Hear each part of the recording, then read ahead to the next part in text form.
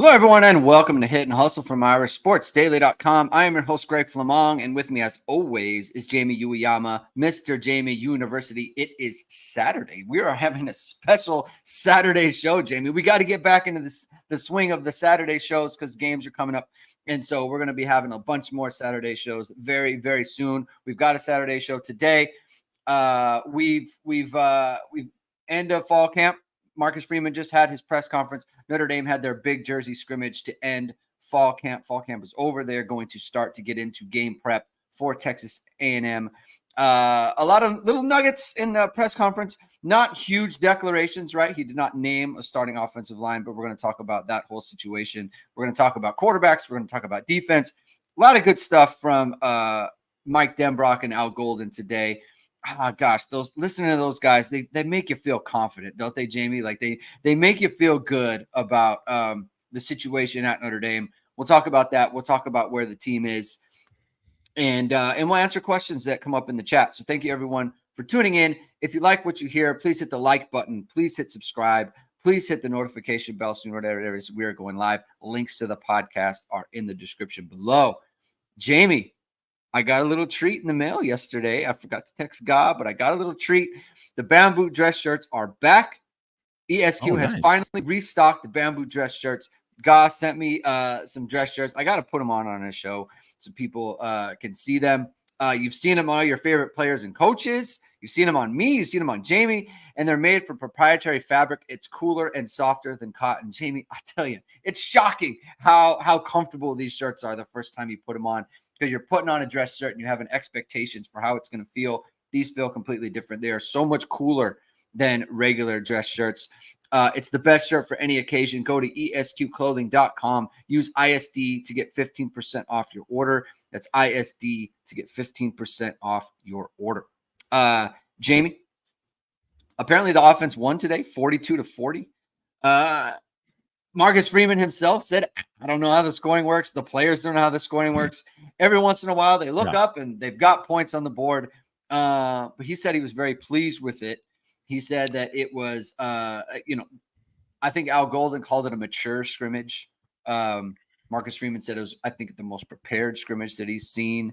What do you take from those comments, right? Like, what do you think a mature prepared scrimmage looks like from a coaching standpoint?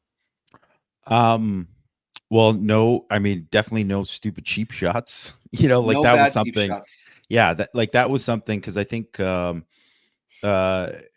they've had, like, even heading into the beginning of last season. Not that it's a bad thing. I'm not in the camp of like, oh my God, there's a lot of fights in camp. It's a bad thing, whatever. I'm like, it's camp. Like, things happen, whatever, right?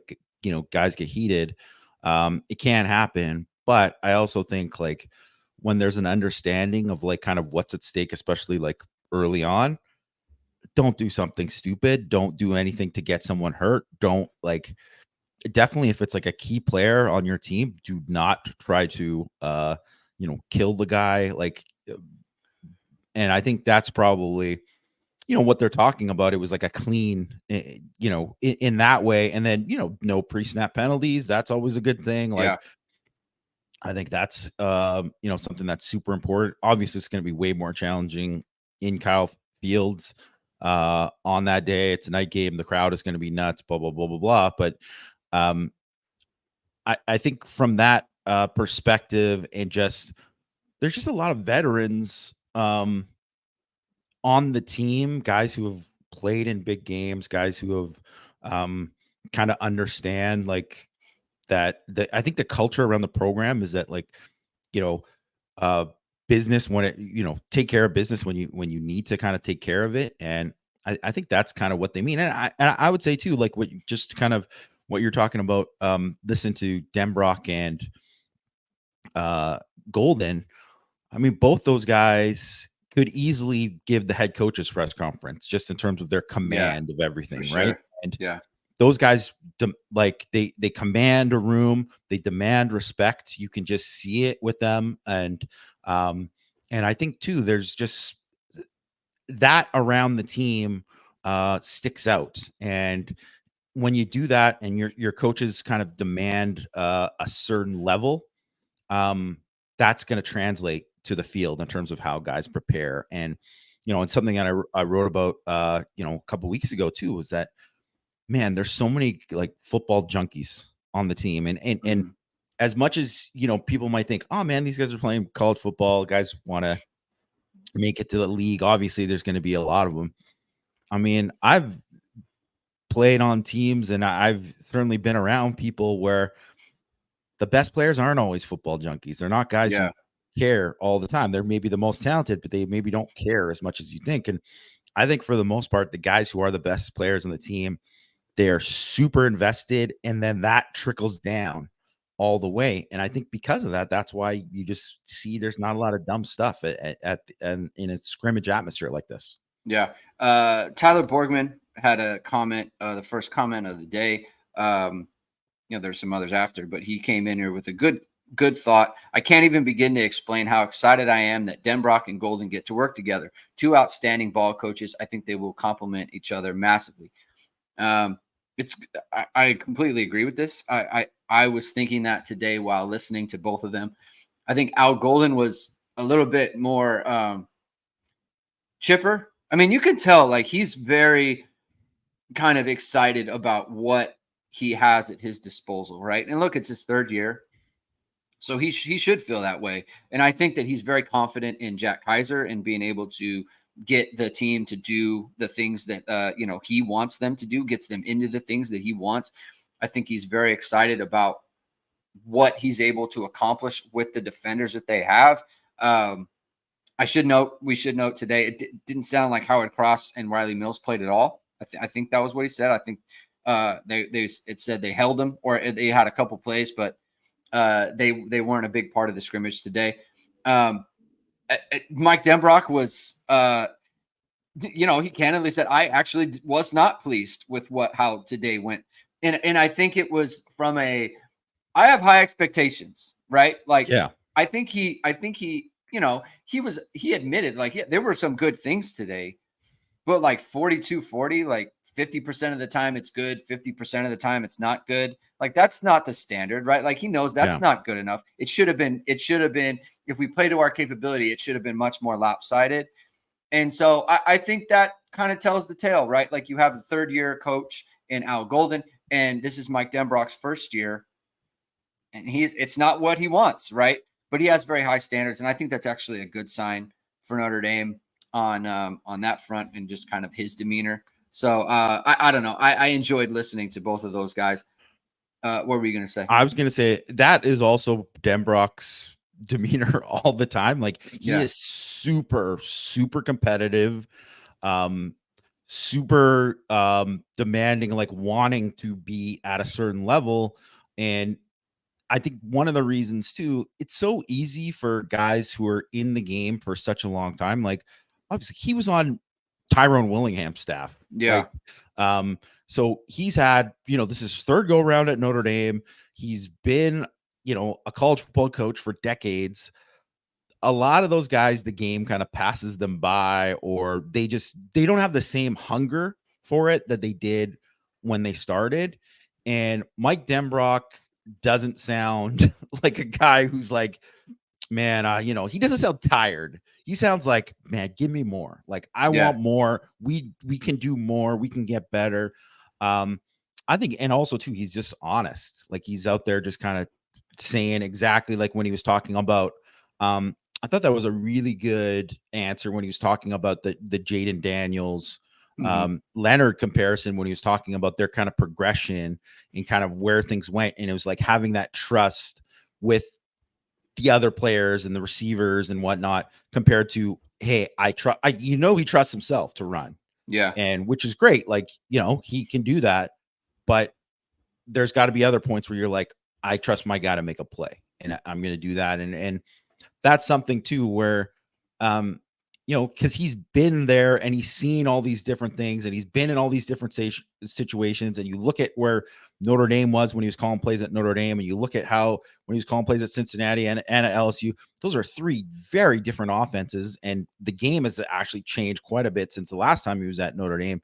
But he's like kind of an evolving guy and wants him to be at a certain level. And I love it. Man, I eat it all up. I think Mike Yeah. Denbrock too, just especially too, because he's a guy who's coached receivers, he's coached quarterbacks, he's coached tight ends, he was an offensive line guy. Mm-hmm.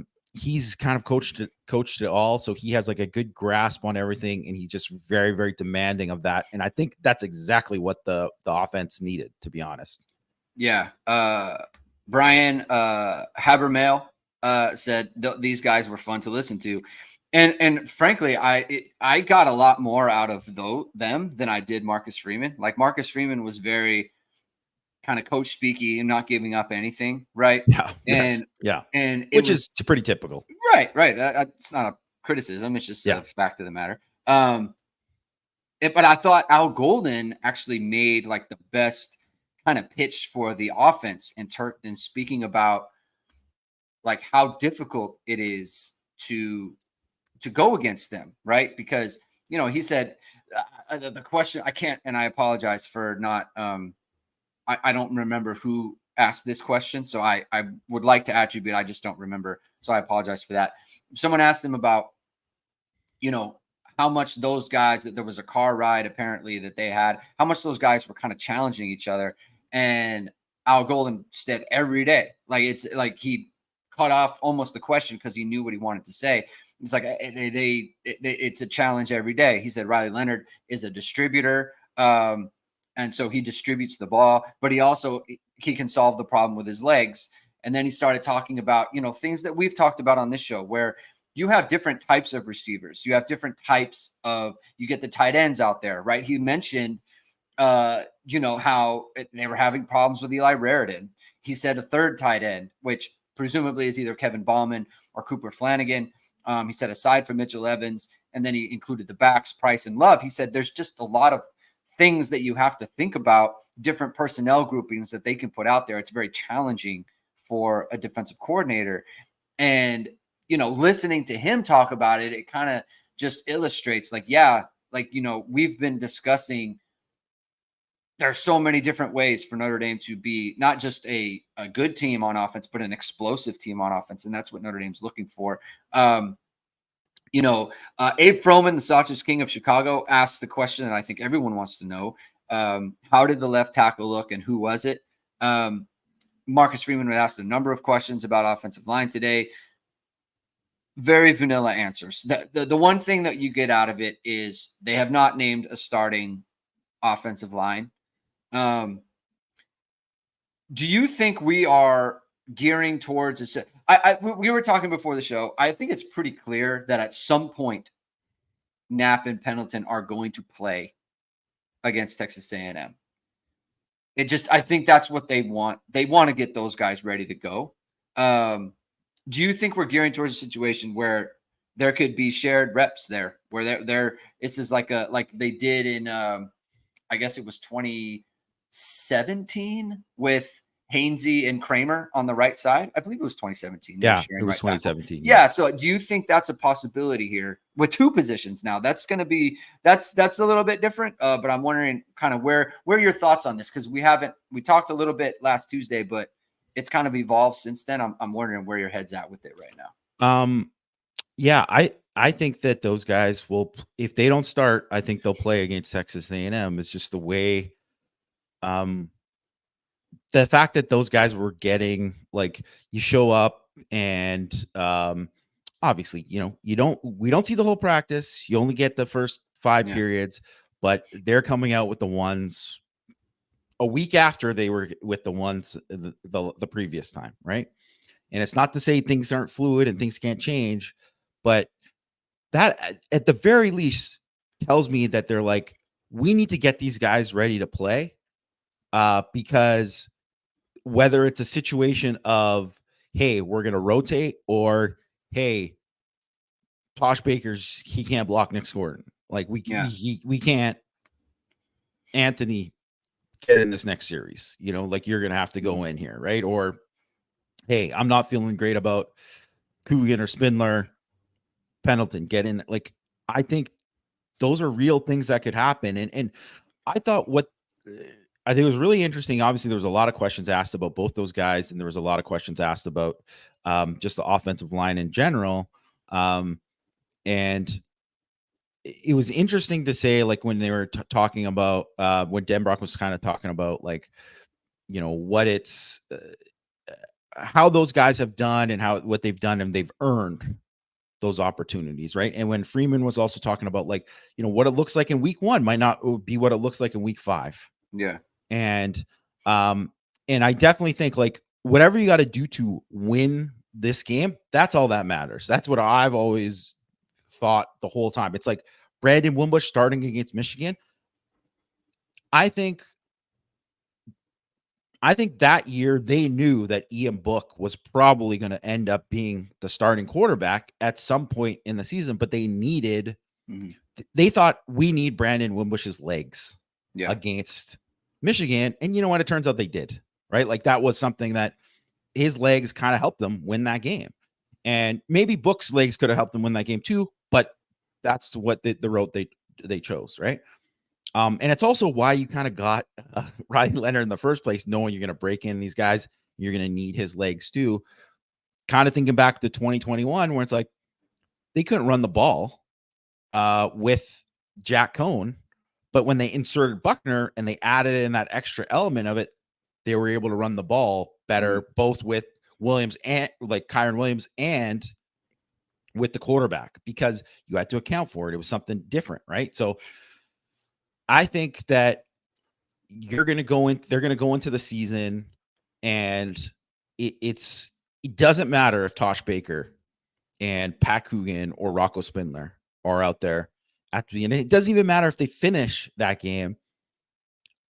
It's unless those guys look really, really good for like a month or whatever, they're probably not going to keep it. Because when you're talking, they're even talking about, like, ceiling versus this and whatever. It's like, it's pretty obvious. Like, Pendleton and Knapp have higher ceilings. Like, they're guys who are only going to get better. And Tosh Baker, he is what he is at this point. That's kind of what it is. Is that good enough to win at Texas A&M?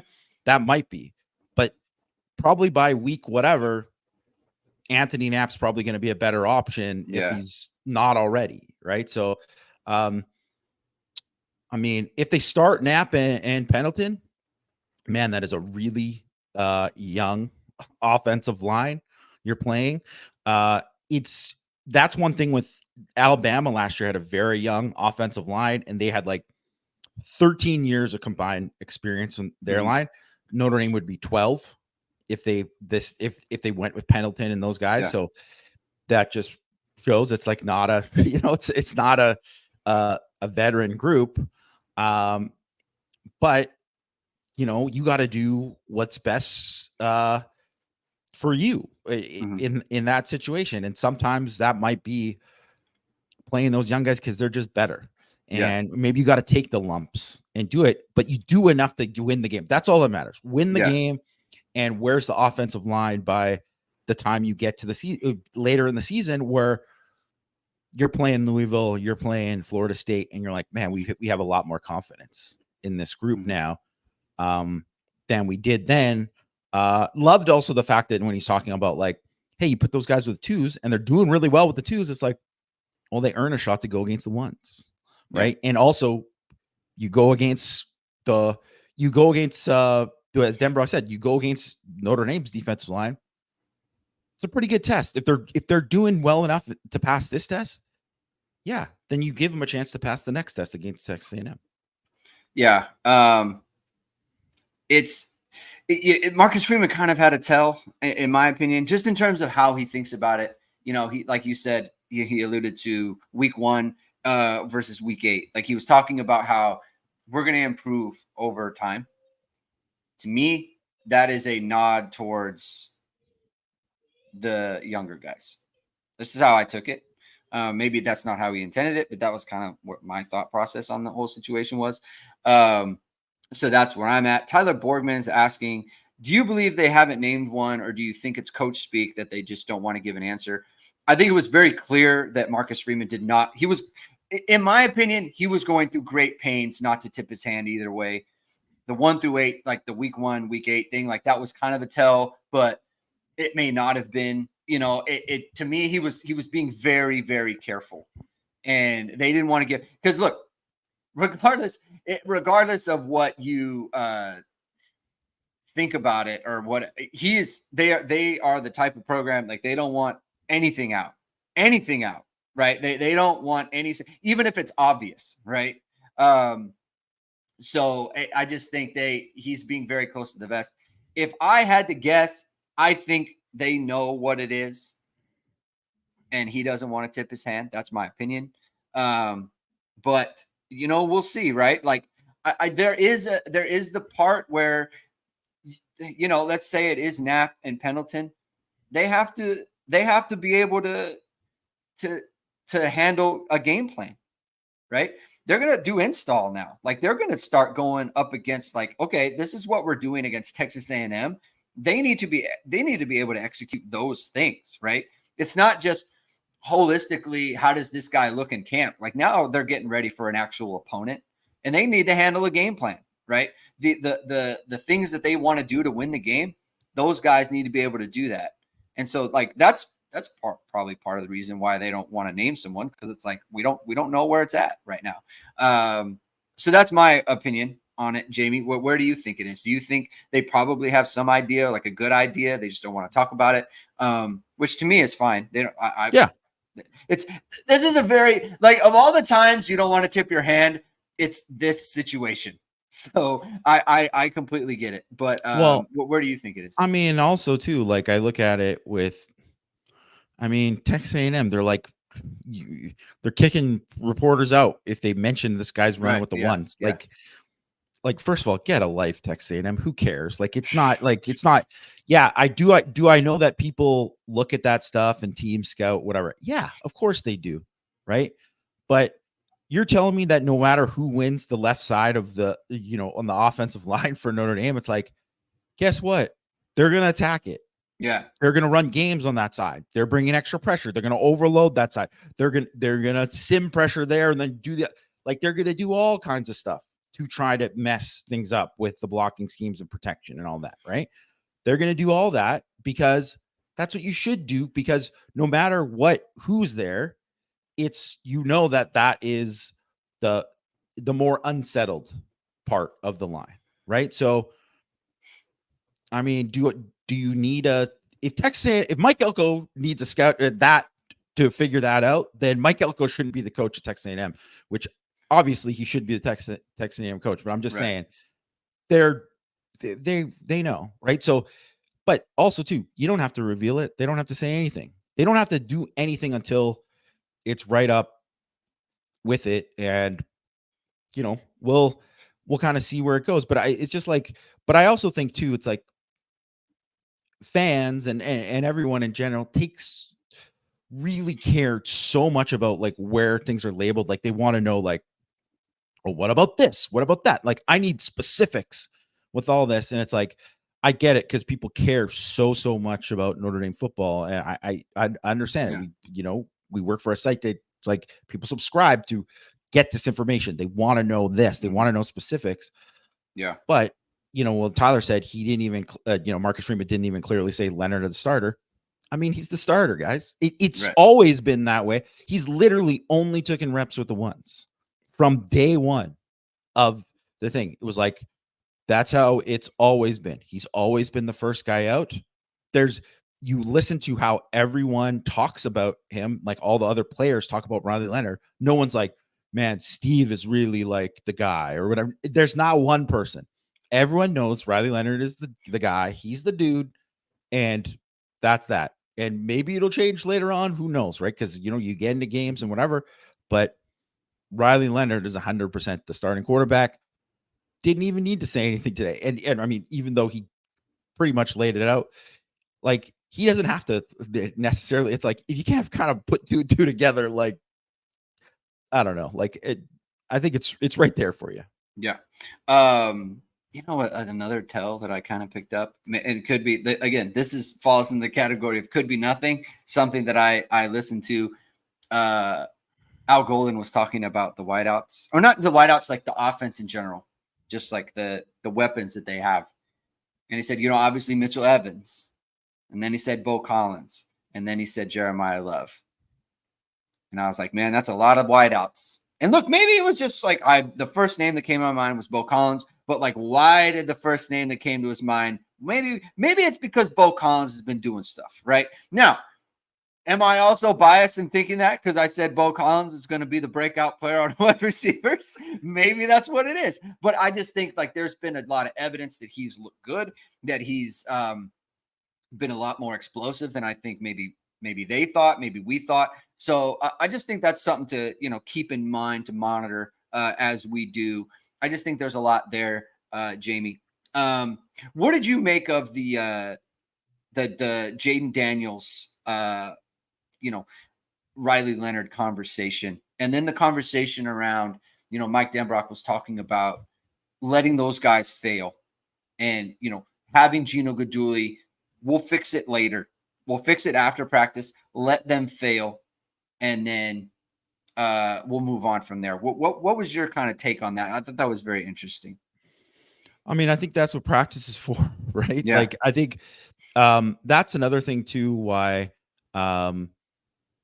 I think if you see with a lot of NFL training camps, and they don't give access during the year, right? For practices Right. for NFL teams, but they give basically like full access to training camps. But that's how you get the Kyle Hamilton got beat by undrafted free agent in 101s, and people just freaking out about it. And turns out the Kyle Hamilton still pretty good at football, just got beat on one play, right? Like right. People overreact to things, but that's what practice is for. There's like, and sometimes people have bad days, and it's like, okay, you have bad days. Well, what's the next day? Or you're gonna have a bad period. It's like if they gave us 10 periods, and then say they do 7 on, and Steve Angeli throws 2 picks and 7 on, right? Well, everyone's gonna be like, well, Minchie or Carr's got to be the backup, right? Like that's how everyone would react, even though we don't know that the receiver didn't run the route at the right depth or whatever, or we didn't know that later in the practice Carr threw 3 picks or whatever. Just we don't know any of that kind of stuff. So it's people just assume certain things based on the limited knowledge. And yeah, would it be great if we saw everything and we got a little bit more intel on it? Yeah, it would be awesome, right? But it's just one of those things where you can't you have to fail. You have to fail in practice, and you have to try things in practice to figure out what you can do in the games. Because sometimes you'll have this call and you'll be like, man, why is this not working? We're not doing it. And we're like, well, we got to throw that out of the game plan. We can't run this. Our guys can't do this, so we have to do that. And sometimes it's that simple. Sometimes it's like as simple as like when you're watching like one-on-ones and I'm trying certain thing, like a receiver's trying a certain release, a defensive lineman's trying like a certain counter move, like, and it's going to look bad because it doesn't go good, but it's like, that's what practice is for. You're supposed to be able to do that. So I love that they're doing it. Plus you got to maximize the reps while you can. So I think that's great. I also think that, we kind of hit on this briefly about the thing with Daniels and Leonard. I think that's really interesting because of that comparison about how like both those guys have trust in their legs, to be able to trust themselves to get the first down, which is great. And you got to develop these other trusted receivers. And I think that is big.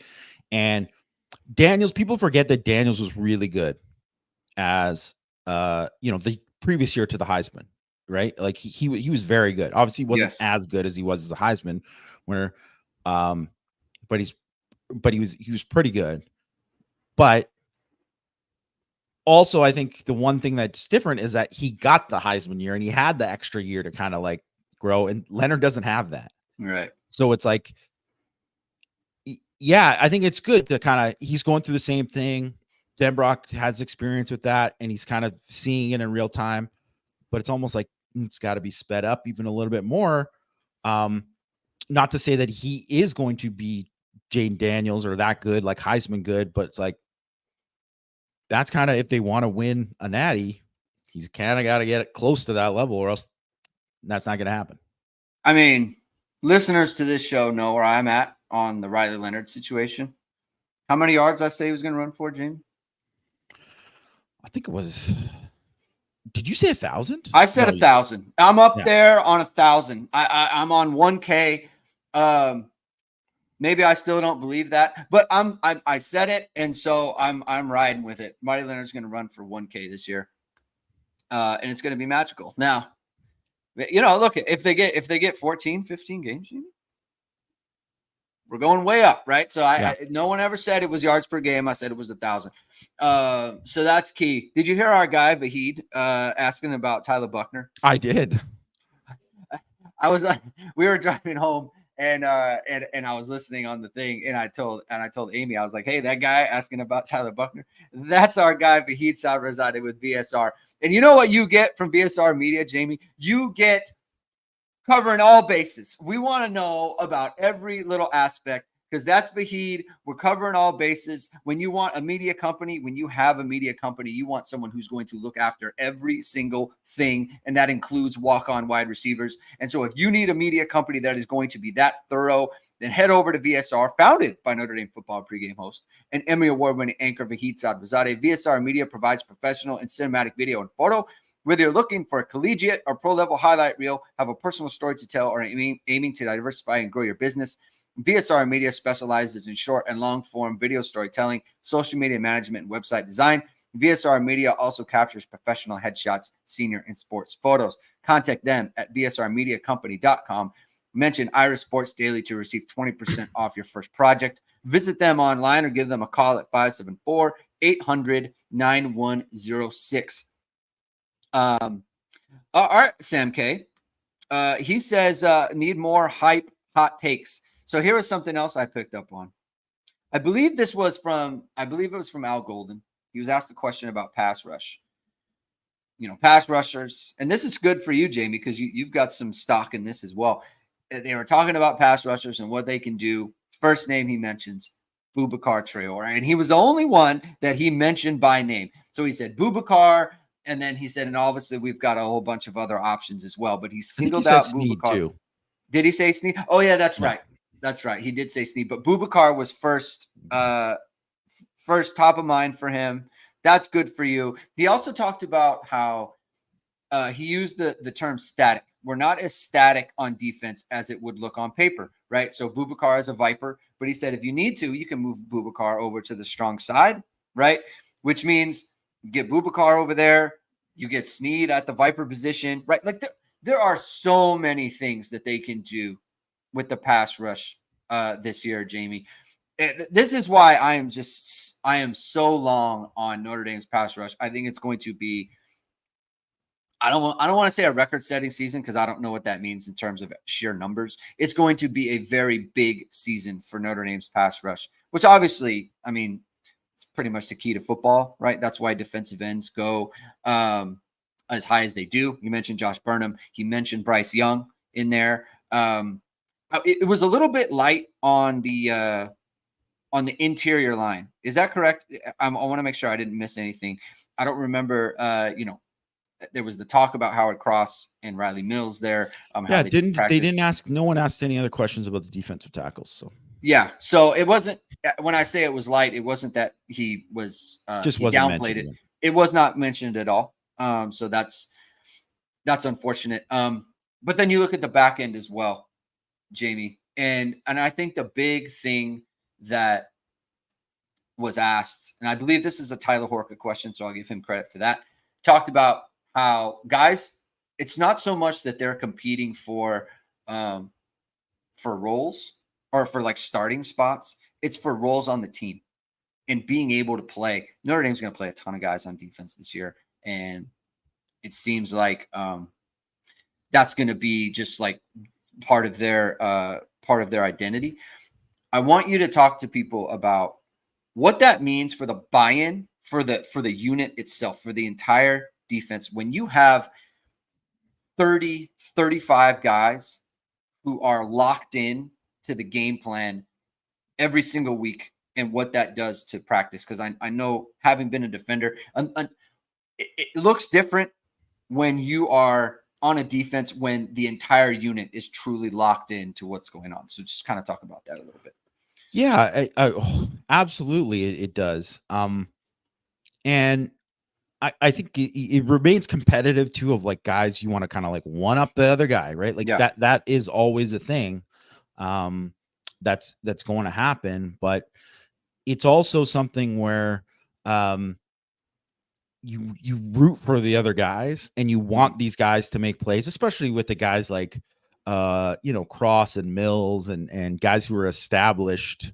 Kaiser, certainly, like those guys who are established within decent, Watts, Morrison, because when other guys are making plays, you're secure in your spot. You Mhm. whatever, right? And Yes. you just want these other guys to just keep building up with it too.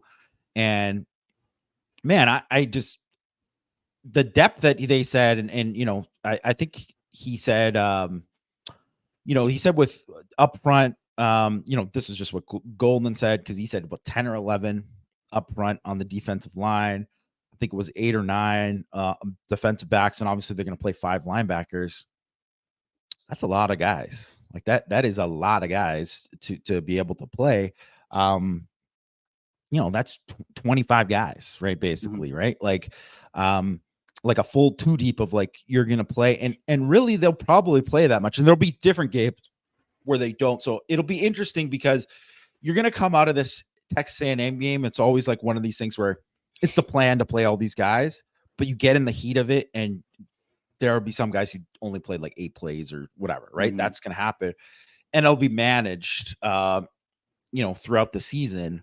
Um, but there is like this kind of the collective, and I think that is, it's different on defense too. Like obviously guys want to be all American, they want to get the picks, they want to make tackles, they want to do all this kind of stuff, but there is so much more in the collective of like, hey, we got the stop here, Yeah. like, hey, you made the play, like there. And when there's that, it's like that's when you play like great team defense, and kind of what Notre Dame was kind of all about last year anyways, right? Like Mhm. they were about, even though they had standouts, it wasn't like guys were like, oh, this guy gets the credit, or this is what it was. It wasn't about that at all. Um, as you were kind of mentioning all this too, I want to mention, because when they were talking about, they asked about Jordan Clark and they talked about the depth at Mhm. nickel. Mhm. And one name that Golden did mention there was Christian Gray, who we haven't talked about as a nickel, Yeah. there as a possibility at nickel. Um, and not that I think that he will get too many reps there, because he could be like starting outside or whatever, but that is also something to think about, because people are worried about, like, well, Jordan Clark, he wasn't all the way healthy last year. He was banged up a little bit in, Yeah. he had like a tight hammy in spring. Um, and everyone kind of assumed like, oh, Rod Hurd, right? Everyone kind of Mhm. assumed like, oh, that would be the guy. And he mentioned Osbury there. But I mean, maybe it's just me, but I just don't see Osbury being like a regular. Like I see him in a matchup, being a matchup nickel, Yeah. to be a big nickel. And I could even see too, when they're in third down, when they're going like spear in that 3 safety look, he would kind of be almost in the Schuler rule, like where he's like, okay, you're going to be here, like play up to the line, going to be in the box, move around, blitz, whatever, match up with the tight end, and not be like, they're not going to have him cover a slot. Like that's a mistake, right? Yeah. You just don't want to, 215-pound linebacker. I know he's a good athlete, but you don't want him covering a 175-pound slot. You just don't. Mhm. So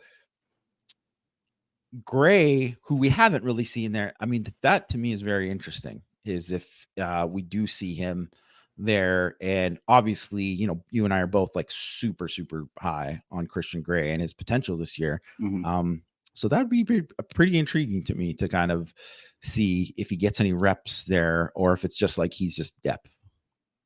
Yeah, I think, well, if something happens to Jordan Clark, like you don't want to take away that. I mean, that's, I don't want to say it's their base, but it's like it's their base too. Like, you know what I'm saying? Like they're gonna, there's gonna be games where they're in nickel all the time. And so like if something happens to Jordan Clark, like you do want that. Like to me, everyone is always penciled in Mickey for that spot, A, because they put him there as a freshman, and B, because he's smaller, right? Yeah. Usually, like a player of his stature is that kind of guy. but like Gray seems like a better fit to me to play that position. Like you want, I personally, like I don't. I'd rather have Christian Gray like being that blitzer guy and being the guy closer to line of scrimmage with like run support responsibilities. I just think he's a better fit for it than Jaden Mickey is. So like it makes sense because like you always know you can put Jaden Mickey out there. And he's played a bunch of snaps, so that's a good role for him.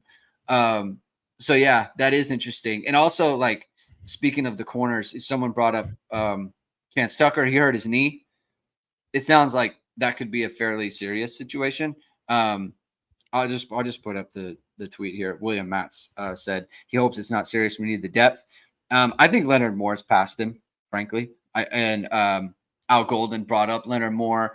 I guess he's been a little bit banged up. He said he's going to be fine for game prep, so he'll be ready to go for the game.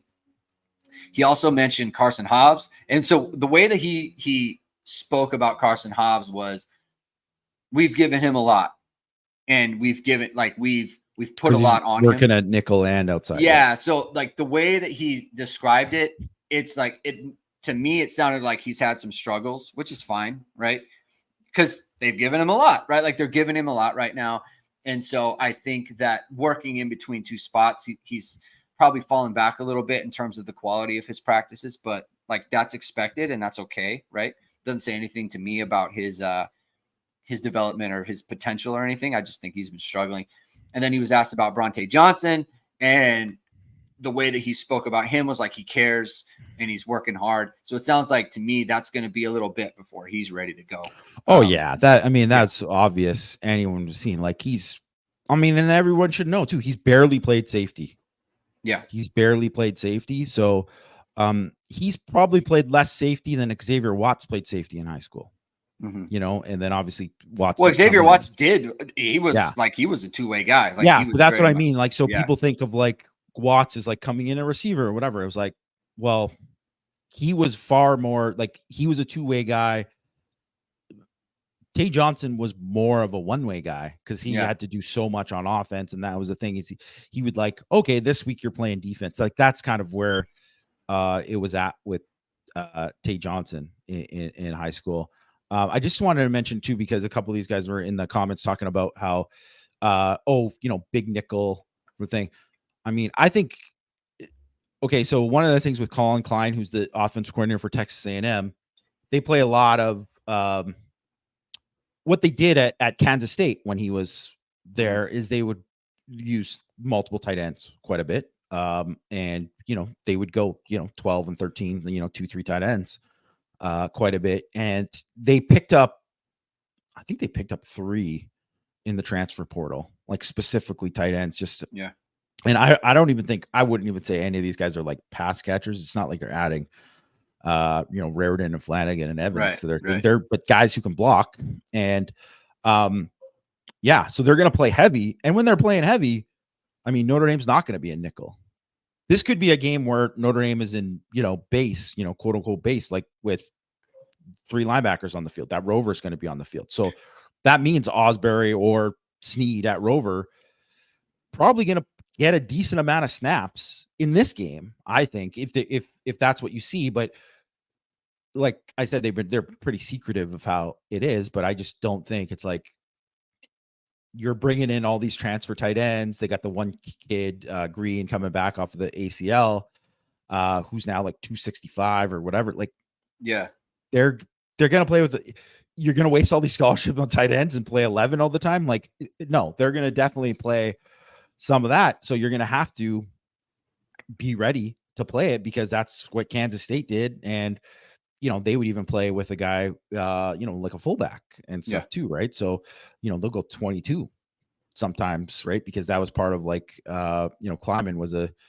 kind of ran that kind of offense when he was at North Dakota State or whatever. So that is something that, to think about is that this game could be a far less nickel game than you'll see probably the rest of the year. When Notre Dame's in their base then, with 3 linebackers out there, who do you think is the will? I mean, that's the whole thing, is that they're going to just mix and match with it, right? So, I Who do you don't think is know. available to be the Will? Oh, I mean, certainly you can play Kaiser there. Like it could be Bowen at Mike and Kaiser at Will.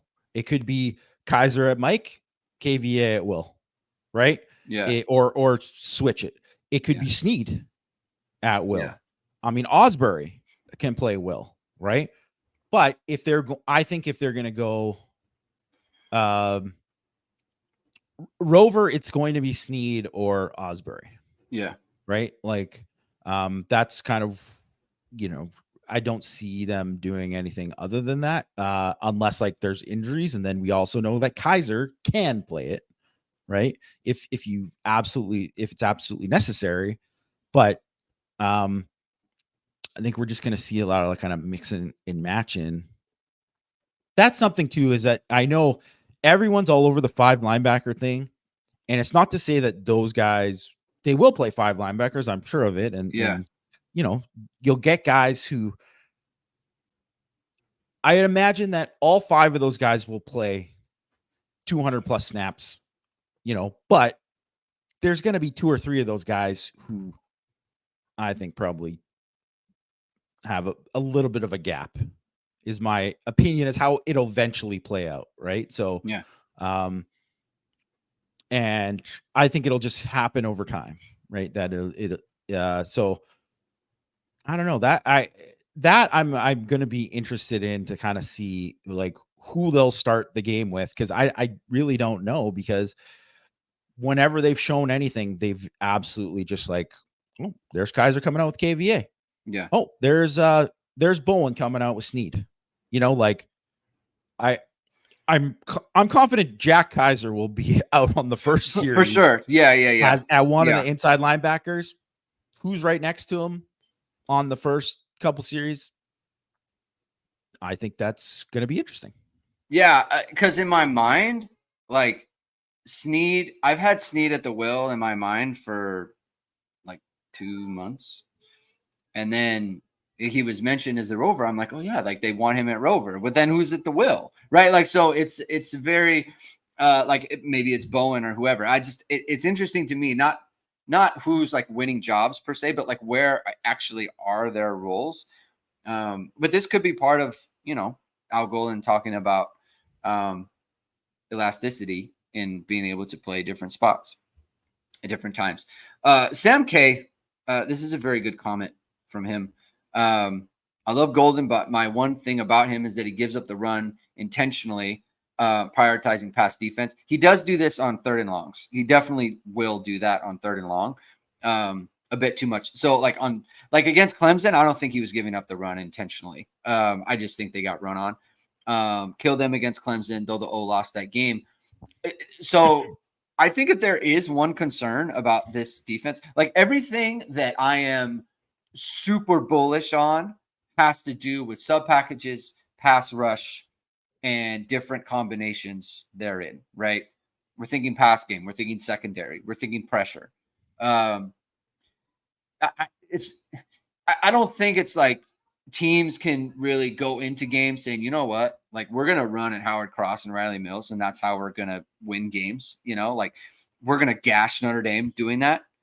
But at the same time, like that is how Clemson was able to be successful for the most part against Notre Dame. Louisville was able to run against Notre Dame. They hit an explosive there. And Notre Dame did a good job for the most part against Ohio State's run game. They did give up the explosive to Travion Henderson, though. Do you see this as the main vulnerability for Notre Dame's defense this year? I mean, I know to the extent that they have one. It's going to be not as strong as the pass defense, but I think that is purposeful. Like, right. It's what Golden said too. It's like we don't want to be first in rushing defense, because a lot of times in order to do that means you are using that extra defender. You are bringing that, and that leaves you vulnerable in the pass game. And that's the thing, is like you don't want to allow explosives. Right. So mostly through, and that happens mostly through the pass game. So that's why you don't want to do that. And I could even tell you too, like, first of all, I think that Phil Maffa was the biggest reason that that Clemson ran the ball well in that game. He was great in that game. Excuse me, as like a tackle breaker. And then, excuse me. DJ Brown had some unfortunate run fits as well. Yeah. Like, okay, here's DJ Brown versus Louisville and versus Clemson. There's 2 plays where right in the hole, you miss the tackle in the hole. Yeah. Like, and not even slow the guy down, like just beat in the hole, just whoop, lateral move, gone. Right. And, and then, you mentioned the other explosive play against Louisville where Jawar Jordan hit that one. It was like a 40-something yard one. Mm-hmm. Caught Notre Dame in a bad call. It happens, right? That was something where they called something where they didn't have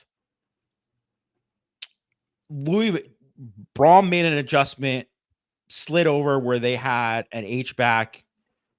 They had an extra gap, and Notre Dame didn't adjust to it. They didn't adjust their call to it.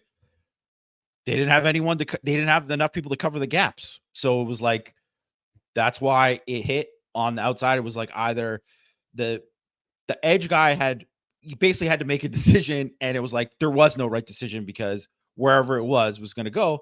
That's whatever. That's something I remember I did a film thing on it at the time, and then Golden said after, yeah, we just we got caught in a bad call at the time. Right. Mm-hmm. So that's kind of what happened, with the one explosive there. The other one was, DJ Brown missed the tackle.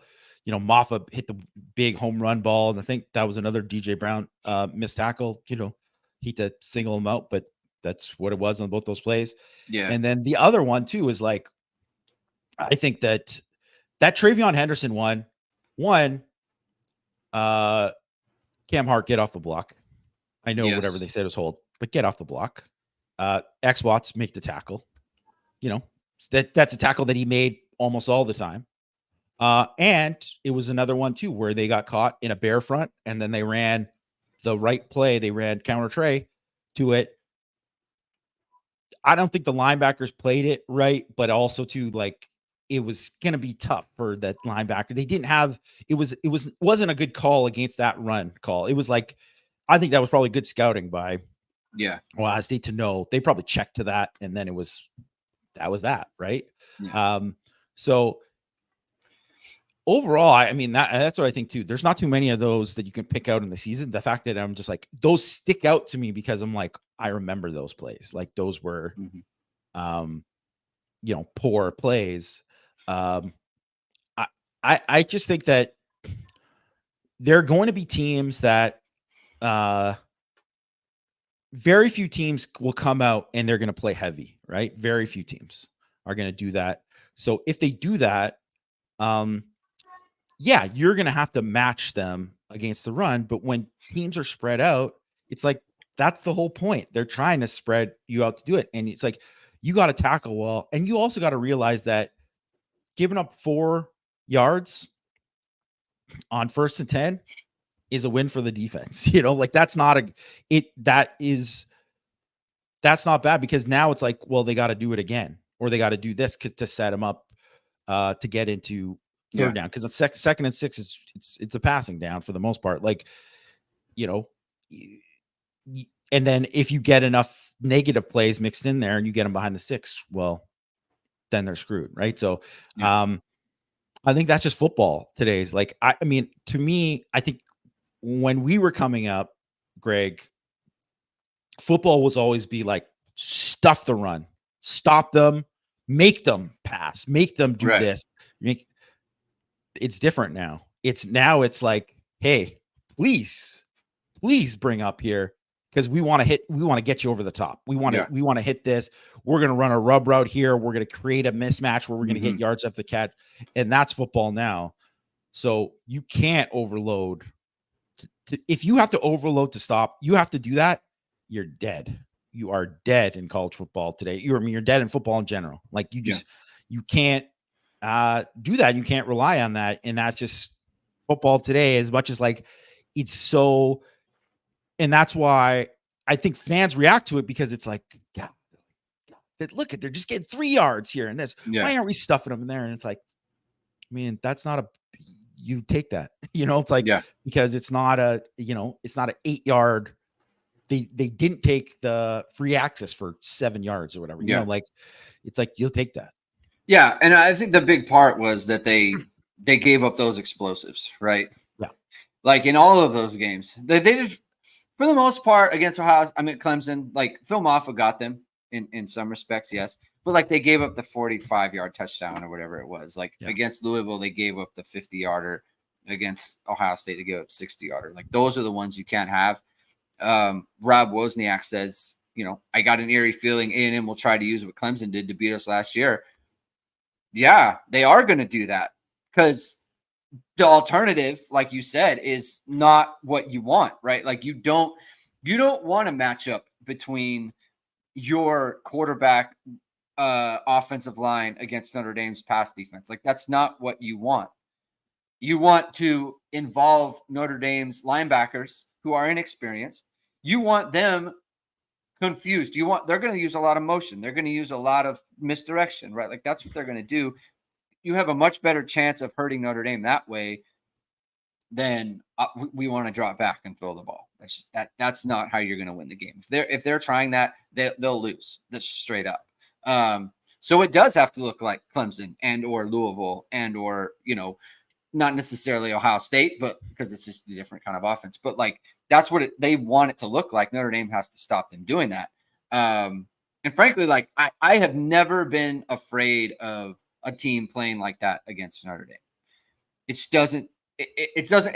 And that isn't to say they can't be successful. Obviously, they can. We saw offensives do it last year, but it's just to your point. Like it's just much easier to defend, right?